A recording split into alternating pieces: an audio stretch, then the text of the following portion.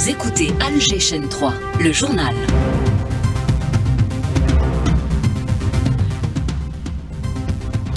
Madame, Monsieur, bonjour. Au sommaire, la rencontre hier du président de la République avec les patrons de presse. Il a écouté leurs préoccupations et propositions pour améliorer le secteur.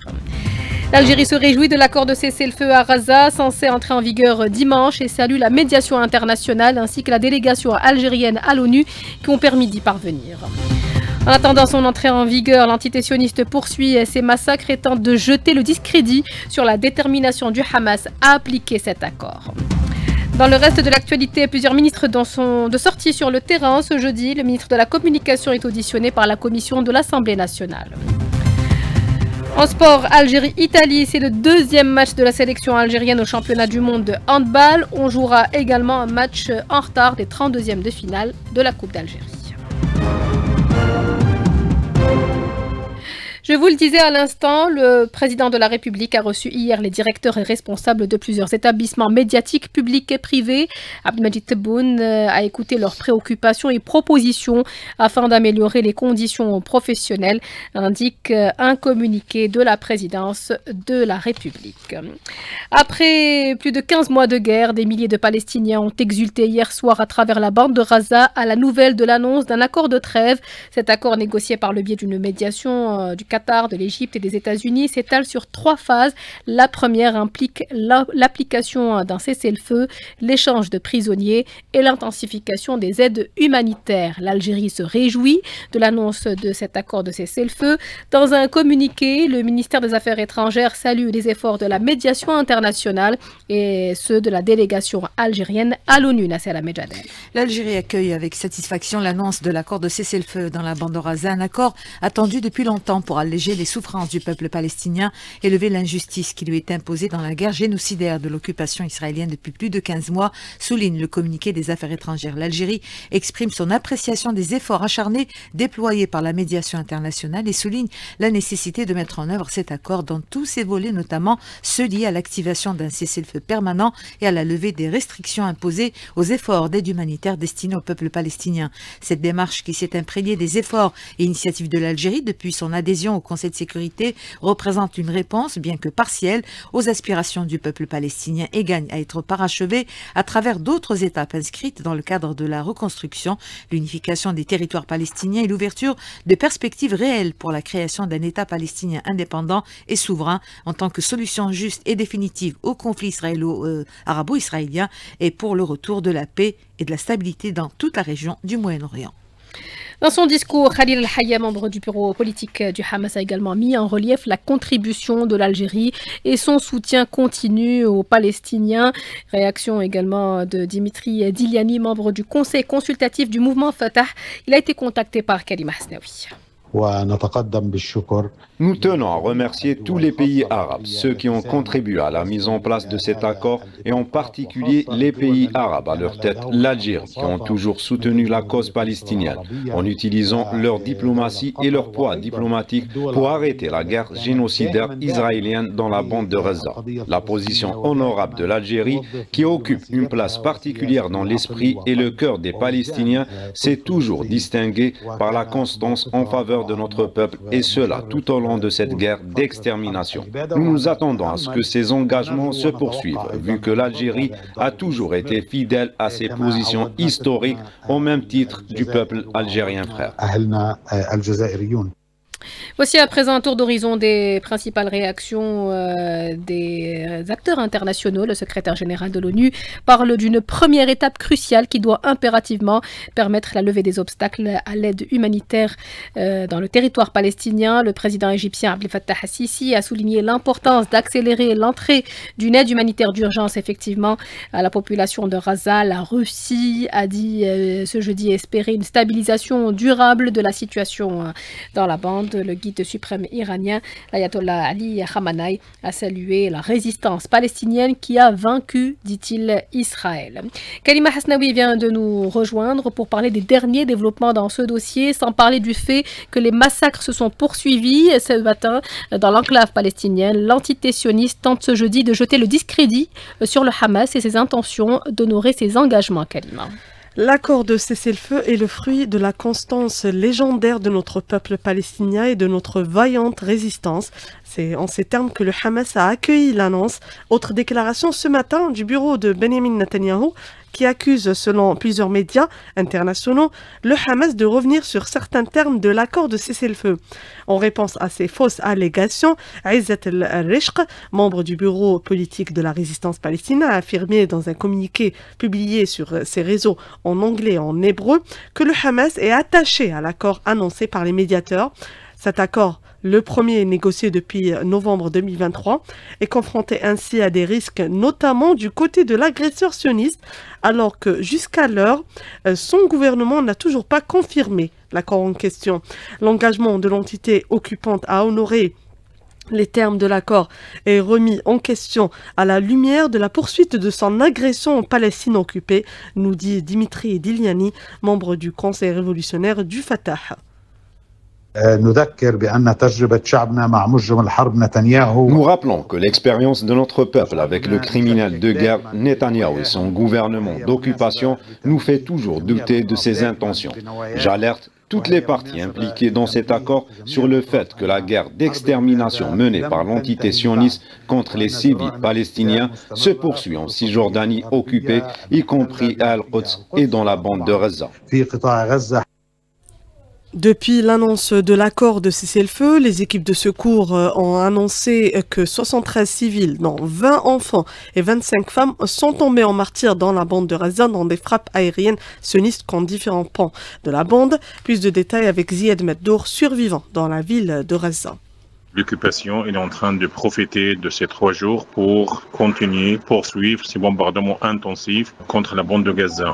Depuis hier 9h jusqu'à ce matin, à 11h à Gaza, il y a 52 morts palestiniens et 120 blessés suite à des bombardements intensifs partout dans la bande de Gaza. L'occupation profite de la joie des Palestiniens après 15 mois de bombardements intensifs, 15 mois de famine, 15 mois de destruction massive. Elle est en train de casser cette joie et elle est en train de continuer ces massacres contre les Palestiniens de Gaza. Il y a 3 sentiments chez les Palestiniens aujourd'hui, sentiment de joie, sentiment de satisfaction et un sentiment d'attente et de prudence. Donc ils doivent attendre dimanche prochain pour voir l'évolution de la situation. En attente de l'application de l'accord de cessez-le-feu, les médiateurs sont toujours réunis au Qatar pour déterminer les mécanismes d'application et de suivi du dit accord. Pour rester avec la diplomatie, le chef de la diplomatie algérienne, Ahmed Attaf, a reçu ce matin un appel de la commissaire européenne à la Méditerranée, Dubravka Šuica. Salah Goudjil a une nouvelle fois réagi à la campagne de dénigrement orchestrée par l'extrême droite française. C'était lors de la réunion du bureau du Conseil de la Nation. Une parade qui reflète sa haine de tout ce qui est algérien, peut-on lire dans le communiqué qui a sanctionné la réunion. Linda Boadma. Le président du Conseil de la Nation dénonce une tendance politique française, l'extrême droite, héritière de l'idéologie colonialiste, une classe politique porteuse d'un discours haineux et trompeur en faisant croire par exemple à l'octroi d'aide financière à l'Algérie. Cette tendance qui s'est alliée aux 2 colonialistes d'aujourd'hui, le Makhzen et le sionisme. Pour Salah Goudjil, cette alliance veut porter atteinte à la stabilité de l'Algérie, mais pas seulement, elle s'est attaquée à d'autres États africains, à tel point qu'il a été porté atteinte aux intérêts communs et aux usages reconnus en matière d'échange entre États sur le plan économique et politique. Le communiqué du Conseil de la Nation a rappelé, pour remettre dans le contexte, que même pendant les années de la guerre de libération, les Algériens n'ont pas fait l'amalgame entre la France coloniale et le peuple français, que notre révolution a eu un impact sur la politique en France avec la censure de 6 gouvernements, la chute de la 4e République française, l'avènement de la 5e, le rappel du général de Gaulle et le choix qu'il a eu à faire pour éviter à la France de s'effondrer au détriment du système colonial. Aujourd'hui, le Conseil de la Nation se félicite de la position d'une autre classe politique qui participe à l'éveil des consciences au moment où les héritiers de la France coloniale impactent la scène politique française. En témoigne le paradoxe entre les positions du président français qui a reconnu l'assassinat de Maurice Audin ou les événements du 17 octobre à Paris et celui qui hésite à travailler avec les autorités algériennes sur la question de la mémoire. Et Goudjil de conclure que la France a plus besoin de l'Algérie et pas l'inverse. 12h40, plusieurs ministres sont sur le terrain ce jeudi. Mohamed Arkab, ministre de l'énergie, des mines et des énergies renouvelables, est en visite de travail à Bouira. Le ministre de l'industrie et de la production pharmaceutique, Sifiri Betadjidjel, le ministre de l'enseignement supérieur et de la recherche scientifique, doit inaugurer des projets dans la wilaya d'Oran. Enfin, le ministre de l'agriculture, du développement rural et de la pêche doit lui inspecter des exploitations agricoles dans la wilaya d'El Oued. Le ministre de la communication est auditionné aujourd'hui par la commission culture, communication et tourisme de l'APL, l'Assemblée nationale populaire. Il y a eu réunion du gouvernement hier, une réunion consacrée à l'examen de dossiers relatifs au secteur des forêts, de l'hydraulique, ainsi qu'à la réforme du secteur de la formation professionnelle, indique un communiqué des services du Premier ministère. À propos d'hydraulique, la wilaya de Soukahras est plutôt pauvre en ressources en eau. Un programme complémentaire est sur le point d'être réalisé pour un meilleur approvisionnement de ses habitants. Sadar Bouraoui. Devant le stress hydrique qui prévaut dans la région de Soukahras, la wilaya a bénéficié d'un programme d'urgence d'un montant de 58 milliards de centimes dans le but de réaliser 4 importantes opérations réparties au niveau des 4 coins de la wilaya afin d'assurer et de sécuriser l'approvisionnement en eau potable de la population soukahrassienne. Plus de détails avec Halim Benouareth, directeur des ressources en eau, qu'on écoute. La première opération concerne l'AOP, l'alimentation non potable par la réhabilitation et rénovation de réseaux d'AOP de 2 communes, commune de Khmissa et commune de Oued de Kéberit, ce qui nous permettra d'alimenter la population 1 sur 2. La deuxième opération consiste à la réalisation et rénovation de 3 stations de pompage, rénovation des équipements, la pose de 10 pompes avec 10 pompes de secours. Troisième opération, c'est la mobilisation des eaux souterraines par la réhabilitation et rénovation des équipements du forage, 12 forages à travers la wilaya. Quatrième opération, c'est la réalisation du forage profond dans les communes de Hdada, Taoura et Tifesh afin de sécuriser un peu l'alimentation non potable. De Soukahras, Sadr Bouraoui pour AGCN 3. Saïdal s'apprête à ouvrir une nouvelle unité de production à Mazagran dans la wilaya de Mostaganem, spécialisée dans les médicaments ophtalmiques et vétérinaires. Elle permettra de créer plus de 120 emplois directs. Yamina Hamdoud pour la chaîne 3. Cette unité moderne est conçue pour produire chaque année 11 millions d'unités de médicaments ophtalmiques et 5 millions d'unités de produits vétérinaires sous diverses formes pharmaceutiques, notamment des collyres, gels et solutions injectables. Dès sa mise en service, elle générera plus de 120 emplois directs, contribuant ainsi à l'insertion professionnelle et au développement économique de la région. Pour accélérer les travaux, un système de rotation a été instauré pour objectif de finaliser le projet d'ici le 1er juillet 2025. Afin de garantir l'autonomie en ressources hydriques, un forage sera réalisé sur le site. Avec cette nouvelle réalisation, le groupe Saïdal poursuit sa mission de répondre aux besoins de santé tout en soutenant la souveraineté pharmaceutique et économique du pays. De Mostaganem, Yamina Hamdoud pour AGCN 3. Toux, fièvre et courbatures, si vous ressentez ces symptômes, c'est que vous avez probablement la grippe. Le virus s'est largement propagé ces dernières semaines et il est plutôt virulent. Sachez qu'il est toujours possible de se faire vacciner. Les centres vont d'ailleurs recevoir des quotas supplémentaires. L'exemple à Oran avec la correspondance de Hamza Belmadani.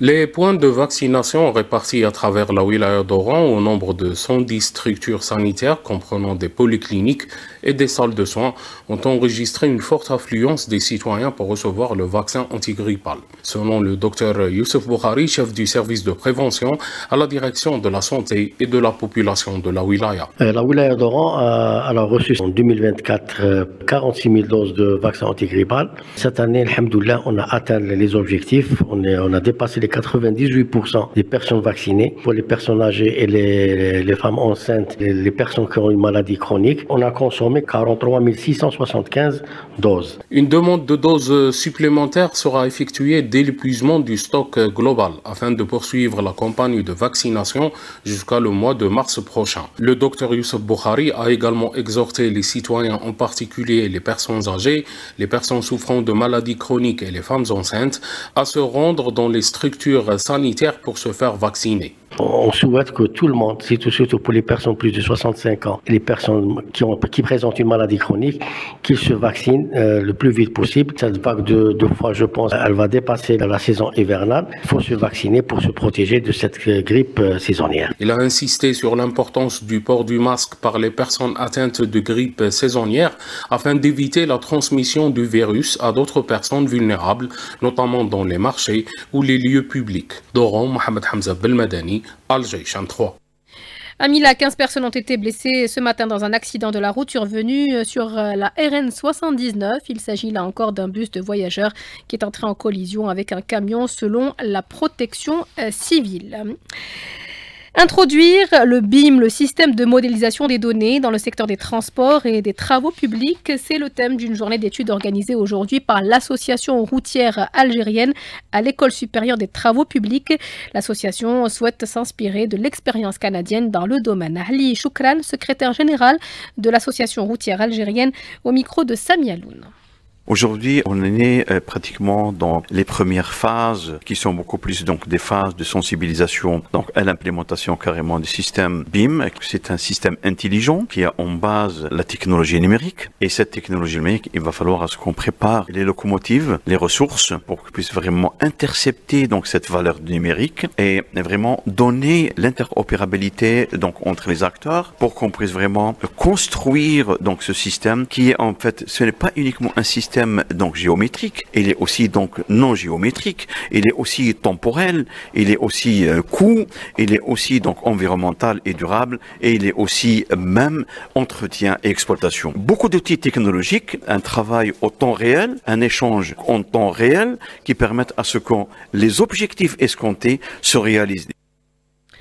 C'est la période des soldes d'hiver. Celle-ci est encadrée par une réglementation définie par le ministère du Commerce.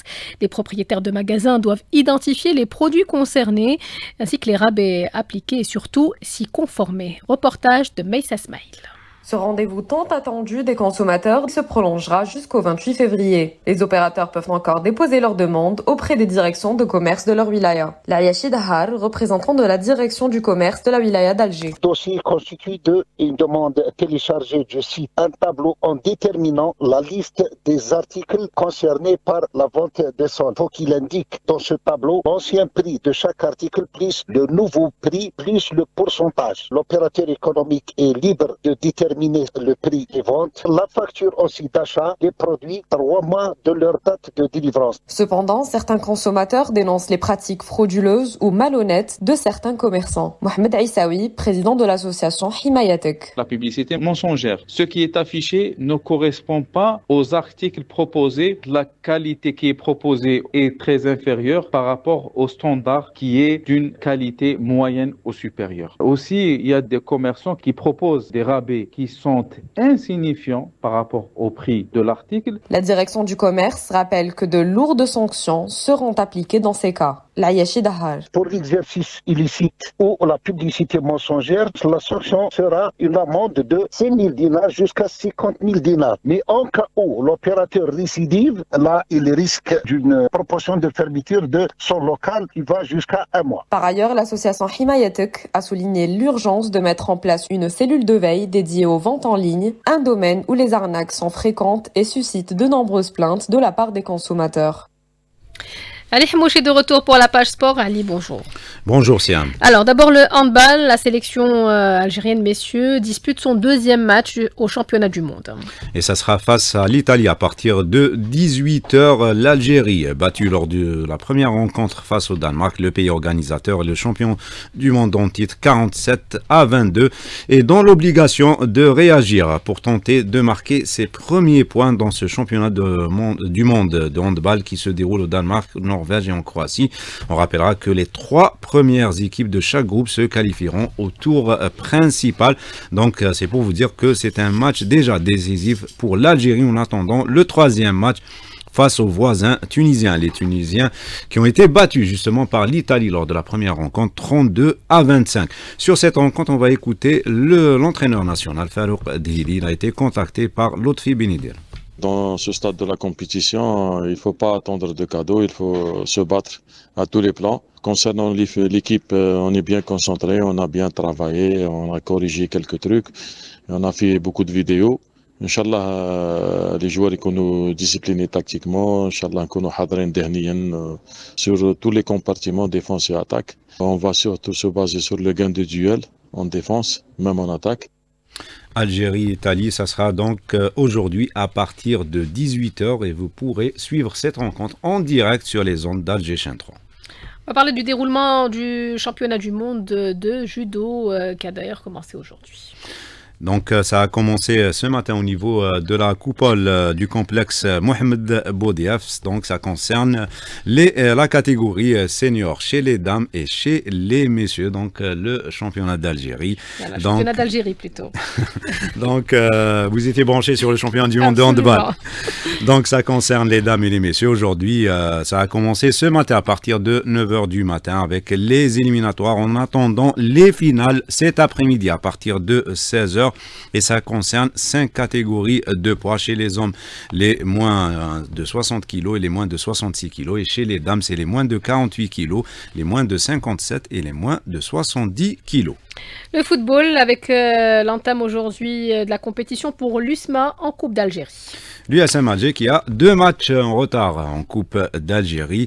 Donc il va entamer cette aventure aujourd'hui à partir de 19h au stade du 5 juillet. Ça sera face à l'Olympique Maghrane, un club de Ligue 2. L'USM Alger, en cas le vainqueur de cette rencontre plutôt, rencontrera en 16e de finale Magra et c'est Magra qui accueillera son adversaire.